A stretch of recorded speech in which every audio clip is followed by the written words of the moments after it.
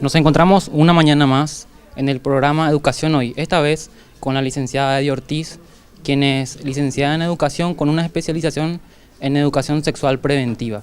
Queremos hacerle unas pequeñas preguntas.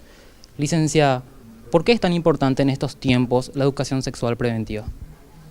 Bueno, la educación sexual evidentemente es importante no solo en estos tiempos.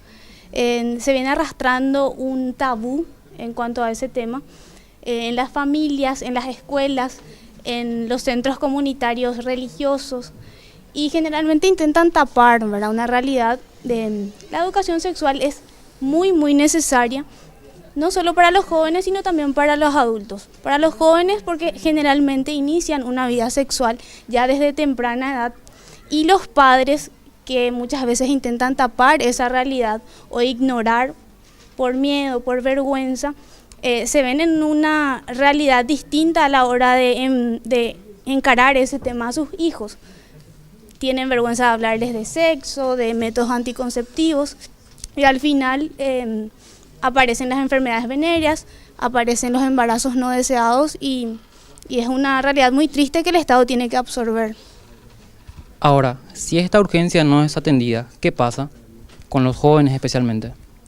Bueno, en cuanto a los jóvenes, inician una vida sexual siendo ignorantes en cuanto a los métodos anticonceptivos, y no solo anticonceptivos, sino también los métodos que previenen enfermedades venéreas. Está el VIH, están otras enfermedades como sífilis, y ellos muchas veces no solo tienen el desconocimiento, sino tienen la vergüenza de preguntar a sus padres o acuden a sitios donde no reciben la información adecuada. ¿Crees que la educación sexual debe formar parte de las políticas públicas? Sí, totalmente. El Estado es, digamos, un ente importantísimo a la hora de impartir educación sexual, porque finalmente cuando se dan estos embarazos no deseados o cuando se dan enfermedades venéreas, es el sistema de salud el que tiene que absorber esta realidad.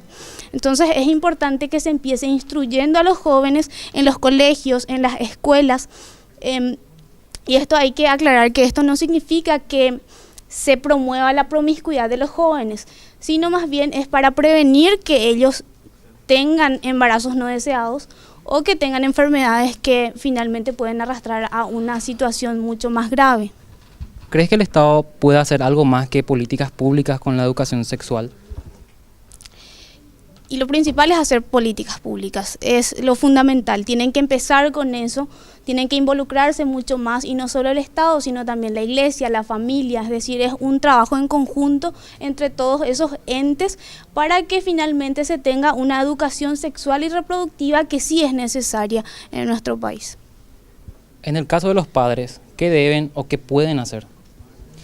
Los padres generalmente, como no tienen mucha instrucción, no tienen vergüenza, lo que tendrían que hacer es buscar información donde en los centros de salud que están cerca de sus casas, ir a informarse sobre los métodos anticonceptivos, sobre los riesgos que implican las relaciones sexuales sin esos métodos y ver cómo instruir a sus hijos también, pero de a poco, evidentemente, de acuerdo a la edad que tengan.